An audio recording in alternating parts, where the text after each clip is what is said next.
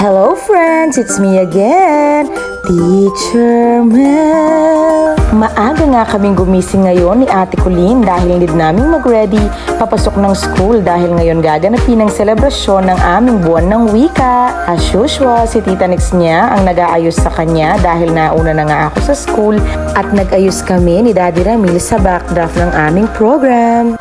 Maaga nga ang call time na sinabi namin sa mga bata dahil iniiwasan namin ang sobrang init dahil wala nga po kaming covered court at lubog pa din sa may stage kaya dito na muna kami pumuwesto at nag-request pa ang mga classmates ni Ate Colleen mag-A daw sila.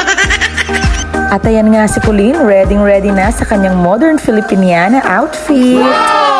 Excited na nga ang lahat, lalong-lalo na yung mga students ko. Inumpisahan na nga ni Ma'am Pinky ang ating programa. At ayan, may part tayo sa program. Tuwing Agosto ay pinagdiriwang ang buwan ng wikang pambansa. Ang tema ng pagdiriwang ngayong taon ay Filipino Wikang Mapagpalaya. Siyempre, bago ang lahat, may pa-roll call muna tayo.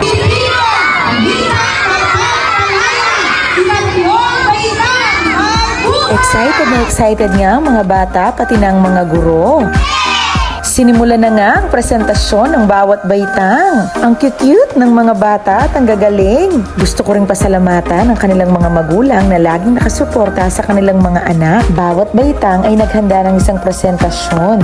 May nagtula, may umawit, at syempre, meron ding sumayaw. Ang buwan ng wika ay taunang pagdiriwang sa Pilipinas na ginaganap tuwing buwan ng Agosto upang itaguyod ang pambansang wika, Filipino. May malalim na kahalagahan nito para sa bansa. Ito rin ang pagkakataon upang itaguyod ang paggamit at pag-aaral ng Filipino sa iba't ibang aspeto ng buhay. Binibigyang tingkad nito ang wikang Filipino bilang instrumentong nagpapalaya at naglalayon na maiangat ang kamalayan ng mga mamamayang Pilipino ukol sa wika at kasaysayan nito. Ang dating presidente na si Manuel Luis Quezon ang itinuturing na ama ng wikang pambansa, kaya hinihikayat ang lahat na makiisa at mahalin ang sariling wika. Tunay nga na ang pagpapahalaga natin sa ating wika ay dapat hindi lamang ipinapakita sa loob ng paaralan. Ipagpatuloy natin ang pagmamahal at paggamit nito sa ating pang-araw-araw na buhay sa loob at labas ng ating tahanan. Napakasaya nga ng aking puso dahil naging makulay at masaya ang pagdiriwang namin ng buwan ng wika ngayong taon. At ayan si Ate Colleen, magpapaka-stage mother muna ako. Napakaganda nga ng presentasyon ng bawat baitang at talagang pinaghandaan.